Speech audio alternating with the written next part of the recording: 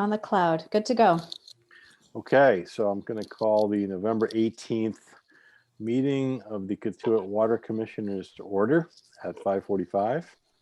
And welcome everybody here. And we'll just for attendance, we have Commissioner Mark Robinson present, Commissioner Tom Hoppenstadt present, and myself, Commissioner Scott Horsley present. And we'll move into the agenda. The first item is public comment. Do we have anybody that would like to make any comments or questions? No comment. Okay, we'll move on to the meeting minutes. Last meeting, we caught up for many months in the past, so we've only got one agenda, one set of minutes to approve, and I did have one minor amendment that I gave to Jen, and maybe I'll just point that out in advance, although I don't have it in front of me, Jen, but it was the term elements. Can you just point out where that was, Jen, for everybody's benefit? Because I just gave it to you and I closed the file. So that's under the water quality report, and about the third sentence down where we mentioned that, Chris, you had mentioned that in the PFOA testing at one station you had two, we're changing it to compounds. I had elements in there that were I'm drawing on my high school chemistry there, Chris. Sorry. Am I okay with that, Tom? That's good catch. Yeah, that's good. Perfect. You might want to run that by your students as a quiz question. See if they can get that one right. Any other proposed amendments or a motion to approve? Move to approve the minutes of Second. the October. All in favor, say aye. Aye. Aye. All right, great. Thank Thank you, you. everybody. Okay, so let's move on to the, I guess we'll put these together, Chris, the water quality report and the superintendent's report. You can take them one at a time if you like. Sure. I'm going to kind of go with the water quality. All bacteria samples have come back free and clear this in October. Kind of puts me, the only other test that we had to do was the PFOAs again to meet the new government process to figure out a new schedule. They want us to do it every quarter. So I did it again, and we did that on the 2nd of November. So I'm still awaiting the results. I don't expect anything to be any different than before, but we have to do it for the next 4 quarters to establish a new set, a new standard at least. They're asking all departments to do it. Is that for all of our wells? Excuse me, is that all the wells are tested? Correct, yes. Okay. I was explaining that it would be only raw water because we had the same results in our raw and treated, but I did receive samples for both raw and treated, so I did take them rather than send them back as they had sent to me. Okay. That's what I was going to ask, is how is the sampling going, Chris? It's not bad. It's really not. I'm actually the only one doing it, making sure that we're doing it the same day as sampling. I'm actually going ahead of the assistant superintendent and doing my test before he walks in, so we make sure nobody has gone in before us. I'm making sure I wear the proper gloves, make sure that I'm not wearing, that I've showered with the right soaps, and I'm not wearing the right underarm, and I haven't had anything on my clothing that is for a fabric softener, and I haven't eaten out of any kind of plastic bag or anything like that beforehand. So there's a whole bunch of standards, but it's going well. No boxed pizza. Correct. No Dunkin' Donuts, which Something goes. right, exactly. Nothing with fire retardants. Correct. Interesting. That's great. Thank you. Is this the DEP sponsored testing, and are they paying for this one? These rounds? Yes, they're going to pay for the entire 4 quarters. At this point, they have said that, and that's what I talked to him about originally.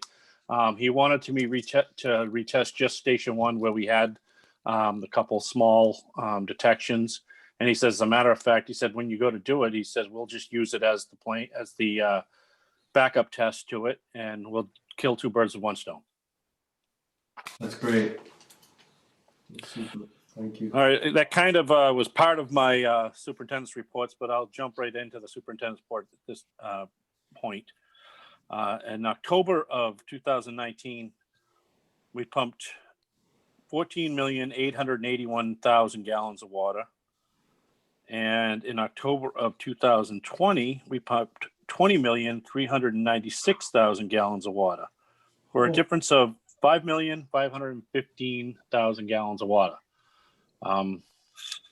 We still had it in October. It was pretty warm all through October, and a lot of sprinkler systems did not get shut off. I'm kind of holding it to that. Seems probably about 3/4 of the way through, we had a drastic stop in water. I think you're going to see everything level right out now. I know I said that last month too. I thought it was getting to that point, but where we got cold for a couple days, all of a sudden we got warm again. We had that little area there that got to be very unseasonably warm. But at this point, it's amazing how much it has dropped to where I can just leave one station running all day and it fills the tanks up. No problem at all. Before it took 2 to 3 all the time. So, Scott, Chris, do you think that that's the highest October pumping ever? I did not look into that, but I think it's right up there. If it isn't the most, it's within the 1 or 2, I would say, that I have on record, at least, since we've been keeping records. And that's only my opinion. Like I said, I can't back that up factually, but I will if you want. No, I mean, somebody could do the research, but I don't, I go by your, Yeah. your institutional memory here. So, but Yeah. it's just kind of staggering. It really is. I mean, It really is a lot of water, and we will know a lot more come December when we do our 6-month reading. We have had a couple people. I actually just had somebody call the other day who's used up 600 and something thousand gallons of water in 6 months, and I said to them, I went, "Oh my God, that must be wrong." And I had the guys go out and reread it, and it was right. And I said something to the person, and they said, "Well, yeah, we've had a leak in our swimming pool all summer long, and we've had the sprinklers on a little more. I understand that. That's all right. Okay, I just wanted to know." Bye, and hung up. So I mean, it was a lot of water for that, and it didn't faze them at all. And will you say, I'm just trying to think of this, Chris, what the reasons, and obviously one is climate, temperature, rainfall. Yep. Another one is that, people are spending more time at home, for sure. Oh, for sure. And I don't know how that equates to a lot more water use, but I guess it does. I mean, you flush the toilet more, people are cooking more. A lot of people Big put in new showers, pools this year. Pools, yeah, and irrigation systems. I think there's a lot more irrigation going in, so it kind of makes sense. Yeah, and what's happened a lot more this year, and I'm just noticing it with work in general, is we're not shutting off as many houses as we usually do. Ah, there you go. Right, that makes sense. And because we're not, I mean, people that live, just off Cape and use this Cape as a weekend home, they're staying here. They're staying away from the city. That And makes sense. they should in a way, but we'll see. Yeah. well, I mean, it's not part of our district, but just driving down by Ropes right now, if you go over, you'll see all the lights on over at Oyster Harbors. We never used to see that in the winter. Right. Correct. But it's phenomenal too that, I mean, over October, we're 60% up. Yeah. Or over September, maybe it was. September. That was October. Yeah. So that was October was the 20 Yeah, million. that was October. September Yeah. was 14 million. Yeah. Yeah. It's ridiculous how high. I mean, 5.5 million more than 2019. It's ridiculous. That's a lot. But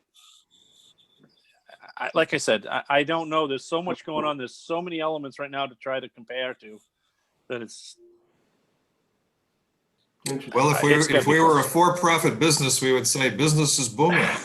You're right. Correct. And we still have an issue out there. The little river beside the water department is still dry. From Lovell's Pond out to basically out to Katuitt Harbor is dry. There's nothing coming out of Lovell's Pond. It's just down there. You can walk around Lovell's Pond. There's 8 feet till you get to the water. You can walk around and run around and use it as a jogging court if you want.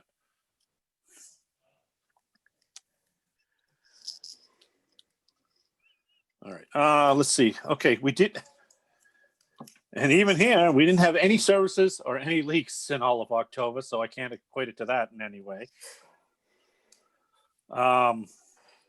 Last month, I talked about a homeowners test that we had done in town that's gone through different issues.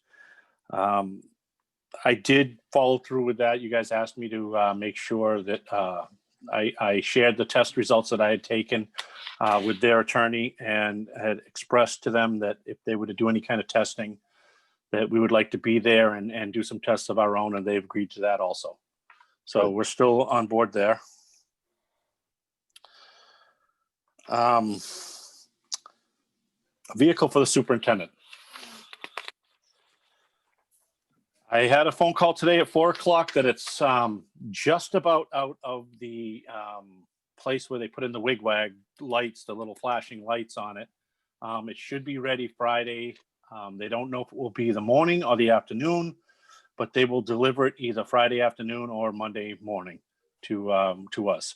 In the meantime, they're sending out the proper paperwork so we can get it sent away to have it stamped with our insurance company and sent back so that we can go to the registry and have it registered before we drive it, everything. So End up getting, Chris. we ended up getting a 4-door Chevy Colorado, 4-wheel drive. It ended up being just under $27,000. We ended up purchasing it outright. I went through with the town of Barnstable to try to rent and lease. And everything that I talked with them about, they've run into the same problem that you actually buying is much cheaper now than leasing with the rates that are out there. And they're buying in much more heavy volume than we are. So they actually, when they lease, they finance through many years to lease. So it doesn't really compare to what we were doing. The whole CVEC stuff just kind of was a dead end. We couldn't find a vehicle no matter what we tried. I could have probably got a Chevy Bolt if I wanted to or something, but it would have never worked for us. So this one here, at least I can still be in an emergency situation with it. I can still get to anything that happens. It has 4-wheel drive.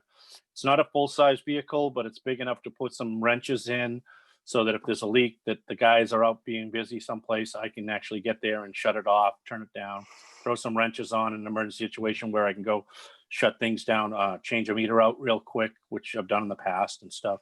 So it's still nice enough that and big enough that I can throw a few tools in, which is nice.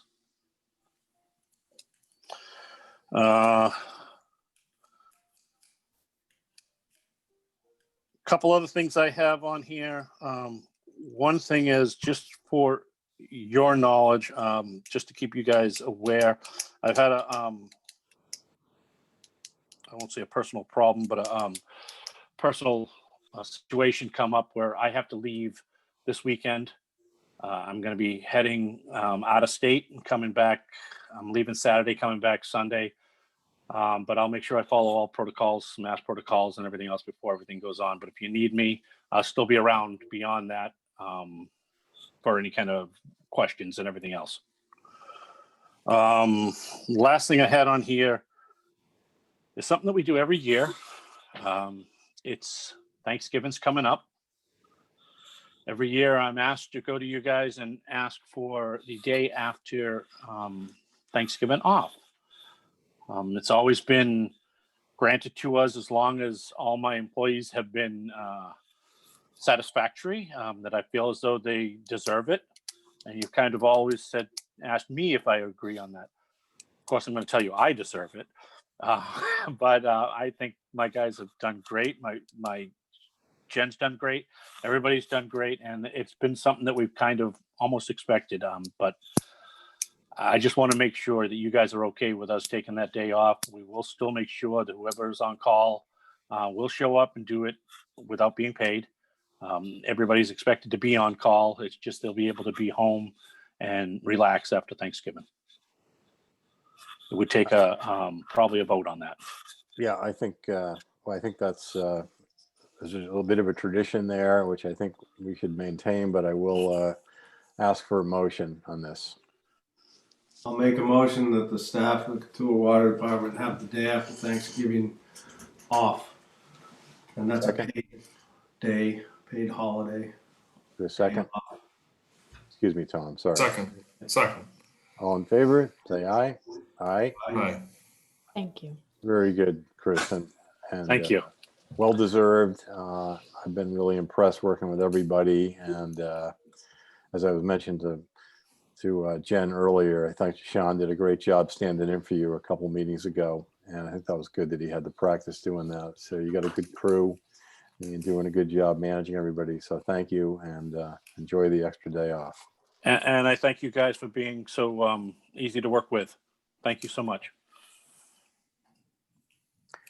Okay, anything else on the superintendent's report, Chris? I'm all set right now. Thank you. Any further questions from the commissioners on the superintendent's report? No. Okay, hearing none, let's move on to old business irrigation policy. I had invited Tom Cambereri, who everybody knows, he participated in a prior meeting with us, to come and talk about some analyses and modeling that he might do in response to some of the questions he got at the public hearing. And Tom and I had a good conversation about it. He actually sent me an email with some suggestions on how to proceed.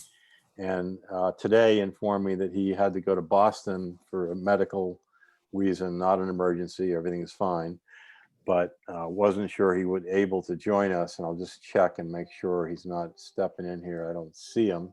So I've asked Jen to show his email to me with a couple of graphics, and I will stand in for Tom and just give a very brief explanation of what he was going to tell you. And actually, you can scroll down to the next one below that, next graph. Okay. So Tom is currently under contract with the town of Barnstable, and he is doing an evaluation of basically the entire town's water supply system in terms of where the wells are, which wells are being used, are there future opportunities for new wells, etc. And he is running, he's utilizing a model, which is a U.S. Geological Survey model. This is a graphic of Katuah area, and I'm colorblind, but it looks like a red square with the dots around it. Represents the main well field, and off to the right of that, you see the little river heading down to Katuah Bay, etc. And these contour lines are water table contours that are simulated by the model. And if we can go down to the next graphic, Jen, this now shows the well fields, or the wells, I should say. And again, same base map. And as the subtext indicates here, this would be the locations of the wells with kind of ambient water table contours. These contours don't have numbers on them, but they actually represent elevations of the water table relative to mean sea level, and they would grade downward, heading upper left to lower right towards the bay. I don't know what interval these are. I think that 1 or 2 foot contour intervals is my guess. And then if we can go to the next one down, please. This is what the model can do. This is called particle tracking. And what this does is it shows each one of these, are they red or orange lines heading sort of from top to bottom? These would be groundwater flow lines. Basically what they do is they track a molecule of water or a pollutant in a direction of flow towards the wells. And as this indicates, this is under average conditions. So what Tom has done here is taken the model that he already has up and running and just sort of shown us what is going on currently under what he calls average pumping conditions. And Chris, maybe you can help verify these numbers down the bottom, 390,000 gallons per day. Does that sound about kind of an average condition to you? Yeah, in the wintertime, yes. It Okay. could be a little more in the winter. I mean, a little less in the wintertime. So maybe it's averaging out a little more. Not this year, but yeah. Right. So I don't know. Again, I don't know, Tom. I don't know where he actually got this exact number, but it would represent kind of typical, like you say, middle of the year conditions. Yeah, that might have been our pumpage of last year, that 143 million. So what this kind of suggests is under average conditions, it looks like the flow lines do not come from the river, little river, and the wetlands towards the well. But what he could do with this model is start looking at increasing the pumping rates of these wells, either independently or together, and look at how it changes the flow direction and see whether or not there's interaction with the stream system and the wetlands, and then do various scenarios, like what happens if we pump this well and not that one. And as you may recall, some of the questions we got during the public hearing were exactly along those lines. Could we change pumping conditions? Which wells are causing the influence, et cetera, et cetera. There was also a question about potential future well sites that Tom also could evaluate, as he is doing so for the town. Jen, I don't know if there's another graphic below this one or not. I don't think so, as I recall. That's it. Okay, good. So anyways, that is what Tom was going to illustrate, I think, and I'm sure he could have done a better job than I'm doing, but he has the model. He's under contract with the town. And what I wanted to do is just explain this to the other commissioners and anybody in attendance that has questions, and suggest that this is a tool that is an industry standard. I should mention the model that he's using is called the ModFlow, USGS ModFlow. That's MODFLOW. That is the go-to industry standard, and what the regulatory agencies are using. So what I'm suggesting here is if the commissioners feel like we should try to get some answers to some of these questions that were posed at the public hearing, I would suggest an approach like this might make sense. I do think that I went to Tom because I know him. I've known him for a long time. As everybody knows, he was the water resources coordinator at the Cape Cod Commission for a couple of decades or more. He's well respected. I know he has access to all this, so I thought he was the right person to talk to. He is available as a consultant. And it's really, I guess it's partly a suggestion, but also a question that maybe this is a good direction to go to try to prove out some of this, or to get some answers to some of these questions prior to taking any final actions on the irrigation policy. And I would just like to get the commissioners' kind of questions and feedback on a direction we might go. I would ideally like to get either Tom or somebody like this under contract to do some of this work if in fact we feel this would be useful. So let me stop there and see if there's any questions or discussion on the matter. Scott? Yes. And I think we talked last time about money in the engineering budget, and Chris, I think you indicated there was some money that could be used from the engineering budget for this, depending on the cost. We don't have a cost proposal yet, Scott, right? We do not. Okay, so that would be forthcoming.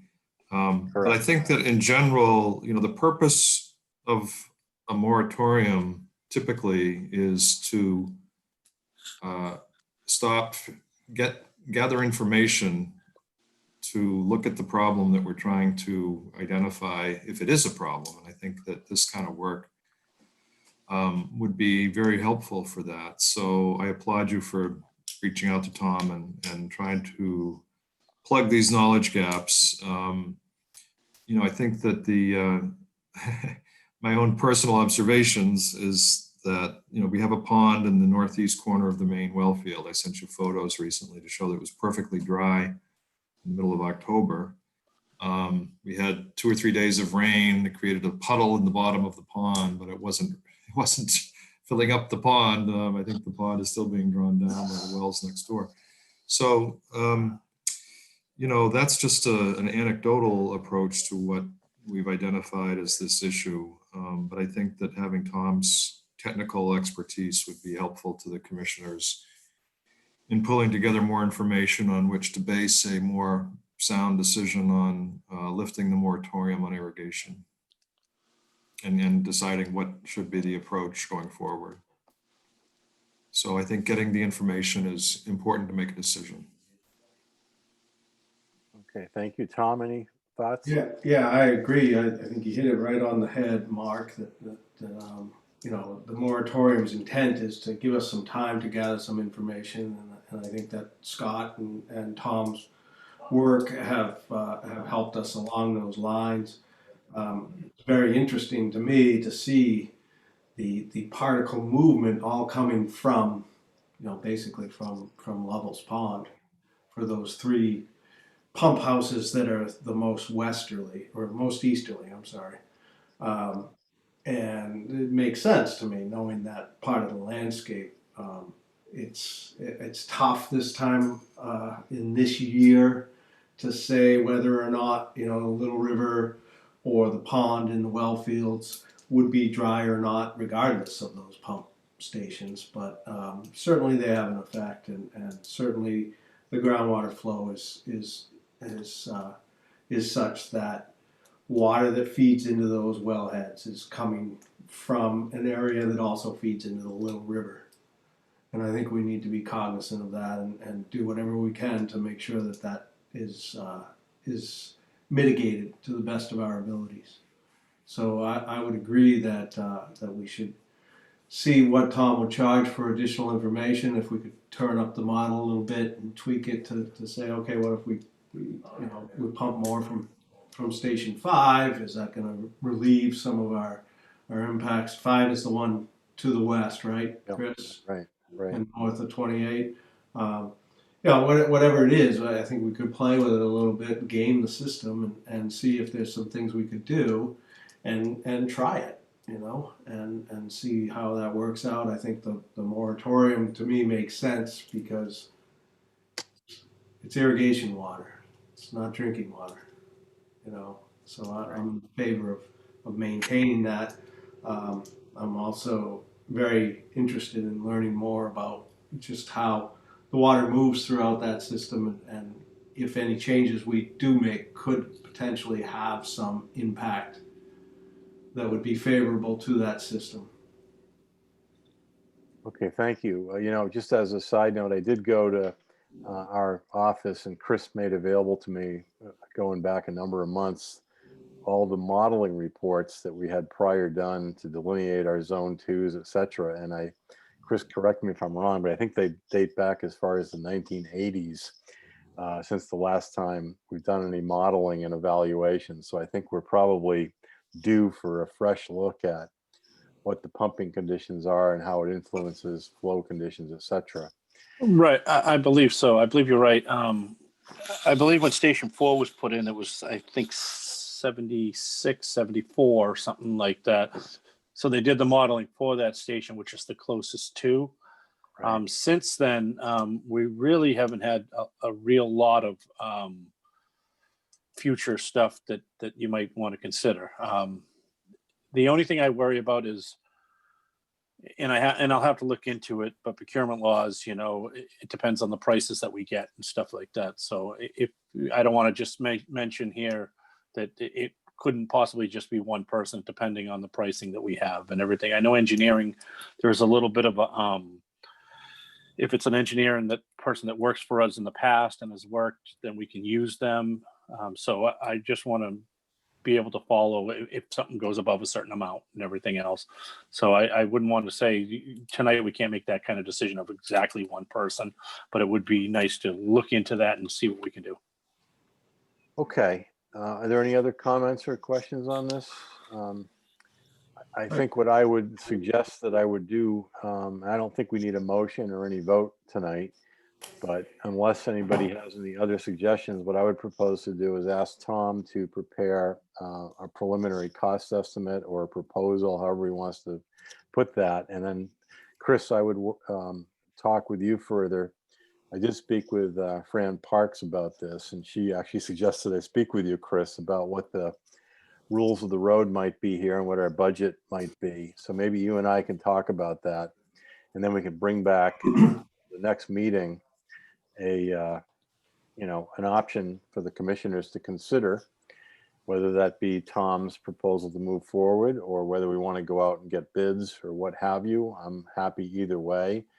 The reason I thought of Tom, and I guess Pete this to clarify, is he's already got this model and up and running for the town. So it just made sense to me that this was a logical approach. But unless there's any other suggestions or anybody thinks we need any kind of a motion, I would just suggest that I will do those two things. I will ask Tom to prepare some sort of a preliminary proposal, and then I'll speak with Chris about our budget and how we might proceed with contracting. I will not do anything until the next meeting. I think this should require a commissioner's vote to move forward with this, but I think you need a little more detail. I think that's a great path forward. You know, and I totally agree that if we can piggyback on the work that Tom is doing for the town as a village in the town, that it's got to be some cost savings in that.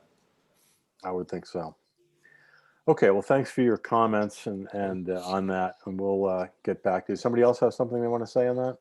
Scott, just as a starting point, there's a subsection of Mass General Law, Chapter 20B, that addresses engineering contracts specifically, and I can't remember the subsection, but I do have it at the office.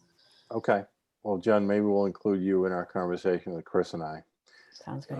Thank you. Thank you very much.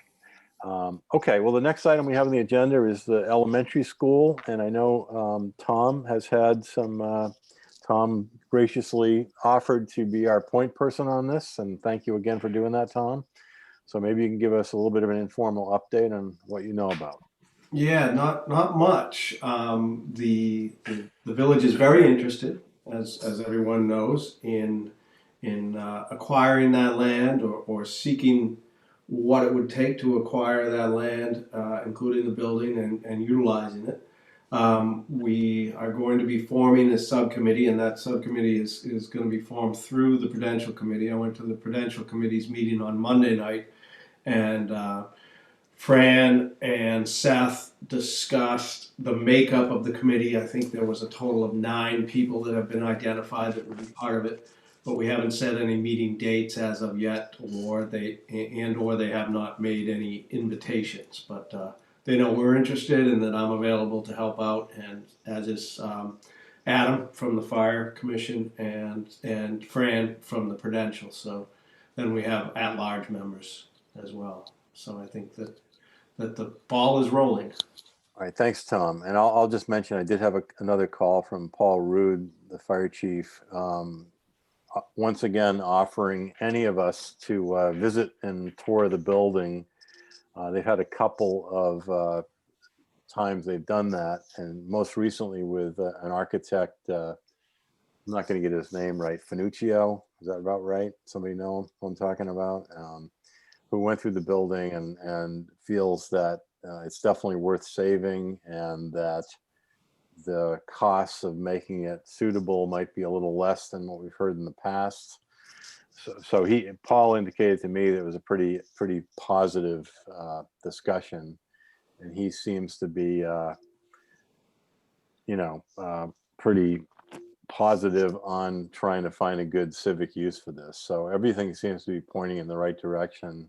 I did have another call, Tom, I don't know if I mentioned with you, with Terry, and I don't remember Terry's last name, from the Kettleers, just to check in with him, and he's still interested, that organization, as a potential participant. So my view on this is everything going the right direction. I keep reminding people that our role is to protect the water here, and whatever happens, that's going to be our, that's really where we want to weigh in, and everybody's well aware of that. So I guess we'll just, keep this on the agenda going forward, Tom. And, I'm sure you're going to be involved in some other discussions, and I'll keep coordinating with whatever I hear with everybody. I think this is a great opportunity for the village, and I think one that is actually can be a net benefit for the water quality as well.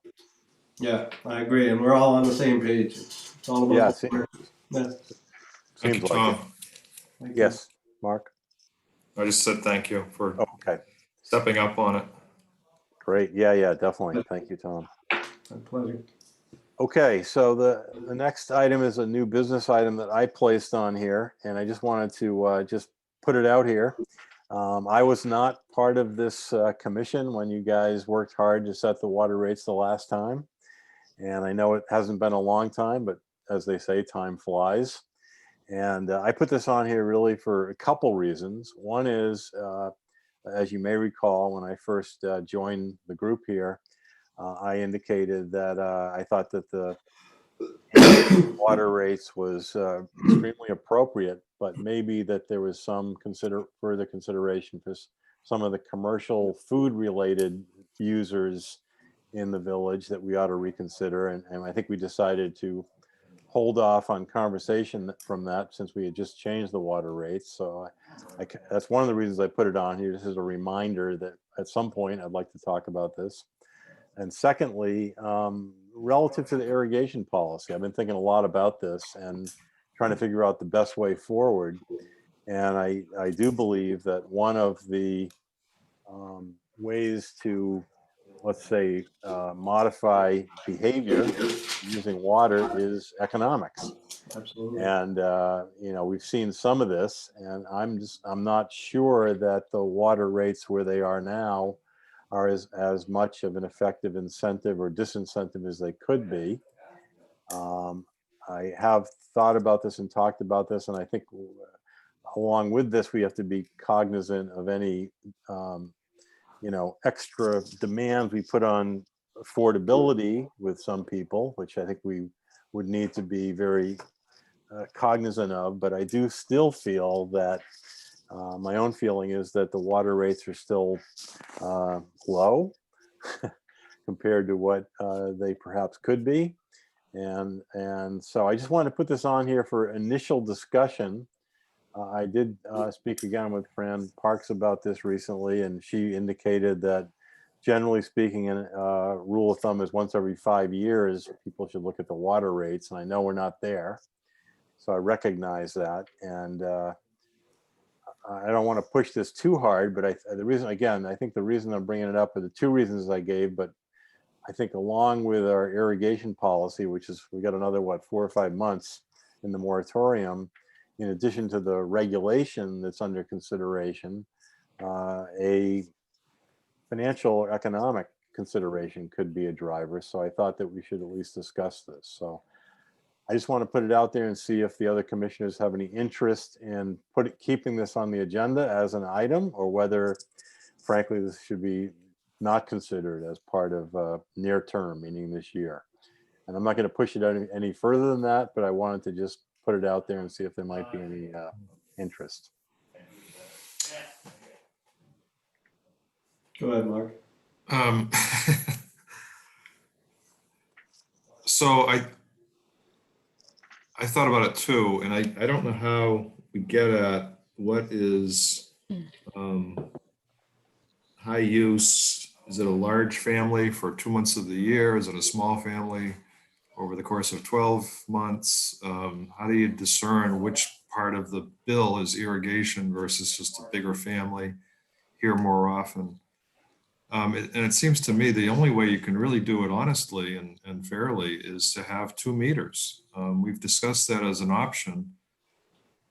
It might be good for Chris and his crew to report to us what are the technical issues involved in putting 2 meters. I know it's more reading, but is it just not feasible to put a second meter on a house that's connected to the irrigation system itself?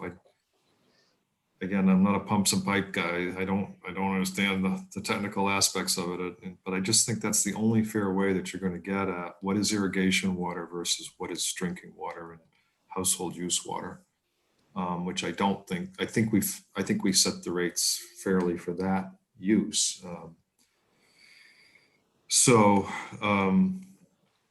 You know, maybe even the very first gallon of water for irrigation ought to be more, not just counted as part of the lower totals and the lower pricing. Maybe that very first gallon of irrigation water should cost more, so that people can really see what part of their bill is directly related to greening the lawn in the brown time. You know, my lawn is not ever watered, and it's pretty green right now. We had a little bit of rain, it got green again. How does that happen? I don't know. So I guess that's what I would put out there is if people with the knowledge, know-how of the systems and the meters could report to us, is this at all feasible to have a second meter? Not tonight. Not tonight, but I echo what you say, and I think that's something that, like you said, we've been talking about since we started talking about the irrigation policy, was that some people might not want to put in their own well and may want to have irrigation systems, and so they should have an option. Another option is to use domestically supplied drinking water, potable water for their irrigation needs, but they should do so at a cost.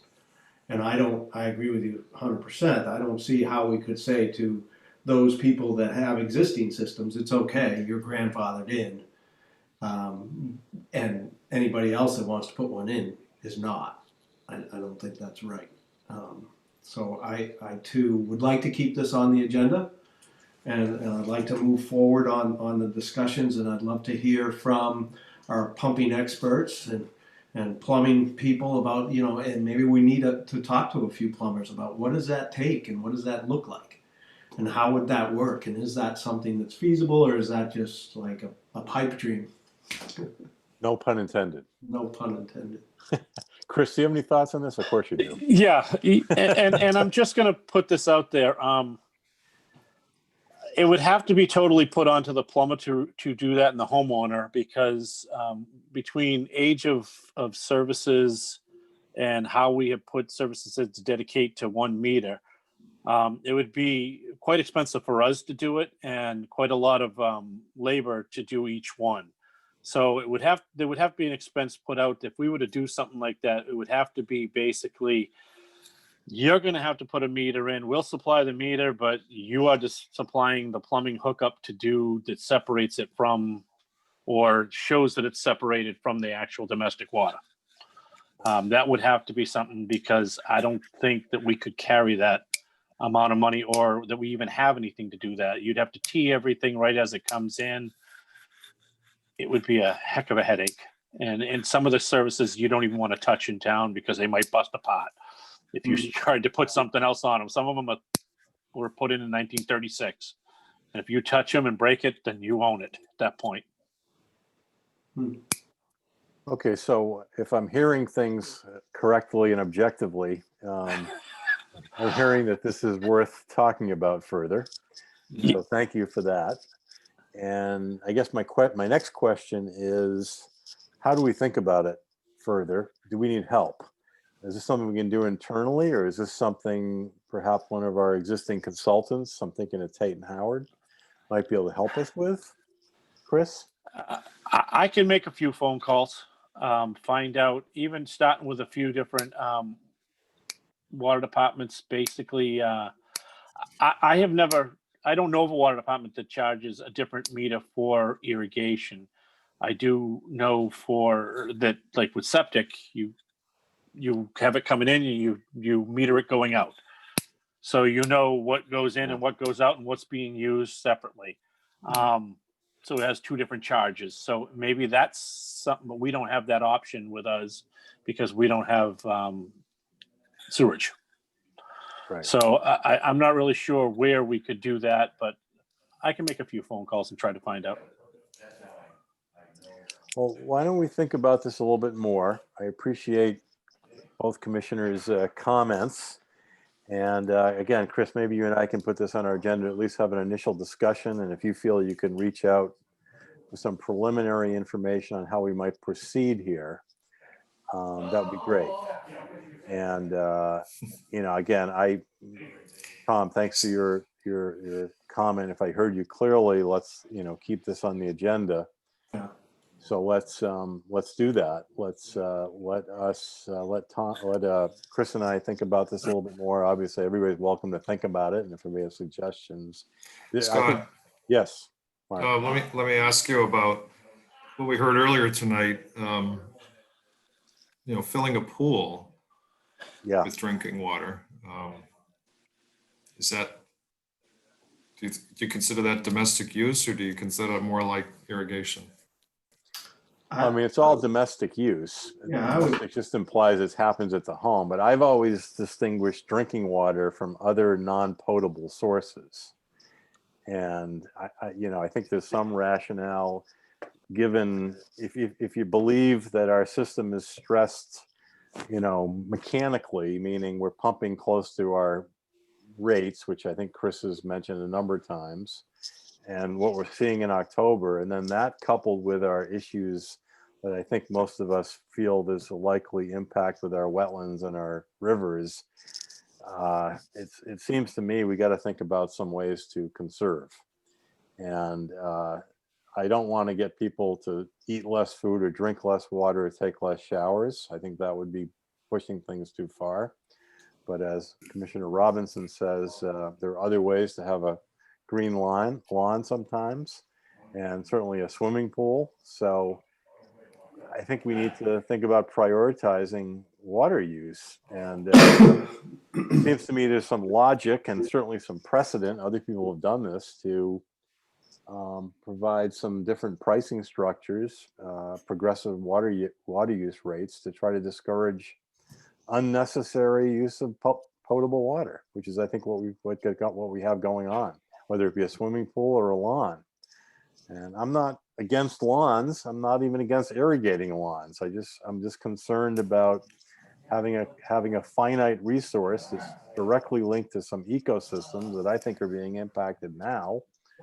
And I think we need to do something about it. So I appreciate the direction we're going, and I appreciate everybody's thought. It's not an easy solution. There's some real challenges here, and I think we got a good group of people here that can weigh in on this and steer the ship. But my sense is we might need some help, though, which is why I'm asking Chris to think a little bit about this. I'm not. If we're the first ones on the Cape to install a separate group of meters, I don't mind being the first one to do that. That might be a good thing. But I'm not sure. I don't mind it either. I don't mind being a pioneer in right. helping water supply.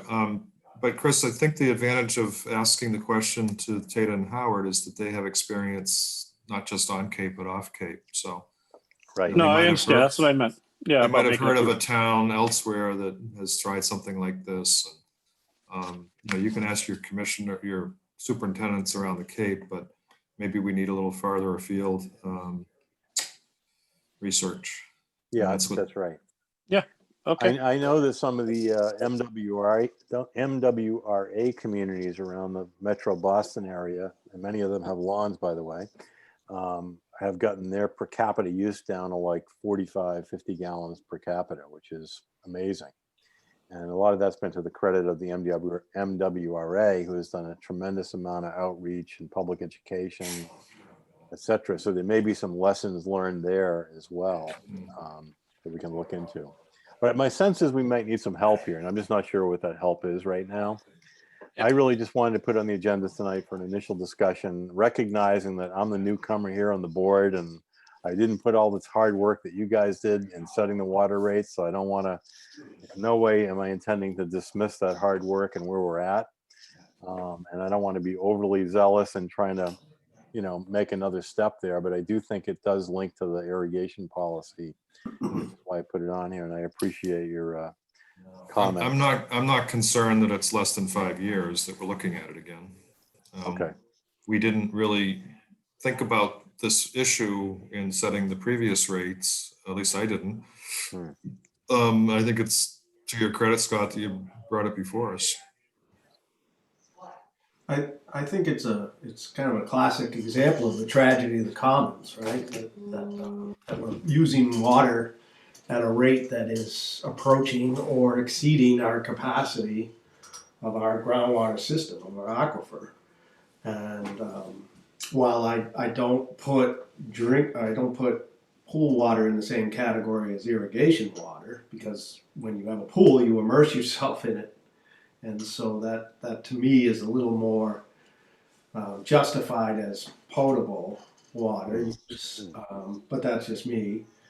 I do think that we need to spend some time looking at it. When we established the rates, one of the things we did and we wanted to do was to establish at least a high enough tier for the high users, so it would discourage some use. And that clearly has not happened. So, you know, I think it's, yeah, I think like Mark just Had said. more than a year of experience now with the payments under the new system, and the fact that we're pumping 5 million gallons more from year to year is an indication that the pricing is not a disincentive. No, right. So I like the idea. Unfortunately, I have to go to another meeting, Mr. Chair, so. Yeah, well, I was going to wrap this up. I just wanted to Sure. quickly see, are there any comments from staff or public on this issue? I just wanted to say quickly that the bylaws do state that you guys will set the rates and we'll review them on a regular basis. So you guys are doing the right thing. Don't worry about anything you're doing right now. All we really need to do is get the meeting, then we're good, I think. Okay. The next one. Great. Well, we'll keep this on the agenda, and I guess the last thing we got here, Mark, is just setting a date for our next meeting. So let me ask, there's a proposal there. Again, what would be our normal next date? Sorry. Let's see. The third Wednesday would be December 16th. Okay, how's everybody with that? That's fine. Okay, let me just quickly look here. Good for me. Yep, that's good for me too. Okay, great. Well, let's make It's that. good. I just wanted to quick Yep, ask Chris. Jen. You had mentioned that you wanted to make a quick comment, and I kind of tried to wrap it up. I apologize. I know That's you had okay. said that. Thank you. My two quick points on the water rate thing. First being, if we sorry, do go down the path of a second meter and a separate rate for irrigation, a hidden cost to that will be exploring new billing software, because I'm fairly confident our current software will not support that. And along those same lines, when you are discussing water rates, I'm hoping that you will consider changing the due dates of the statements. One of the things that I'm finding now, where we're billing 10 out of 12 months of the year between minimum excess and penalty bill runs and lien letters, the billing periods are starting to overlap, and people are getting bills in the mail within days of each other, and it's confusing. And 60 days to pay is a long time. So if we would consider anywhere from 30 to 45 days, that would be helpful from a billing perspective. All right, Jen, those are both good comments. Will you make sure those get put into the minutes? You record your own comments. Those are very good and helpful. Thank you. Thank Will you do. for that. And I'll, given Commissioner Robinson's other commitments, I'll ask for a motion to adjourn. I'll make a motion to adjourn. Second, Second. all in favor, say aye. Aye. Aye. Good night, everybody. Good night, folks. Thank you, everybody. Thank Have a you. good night. Good night. Thanks, Karen. Carol. Thank you.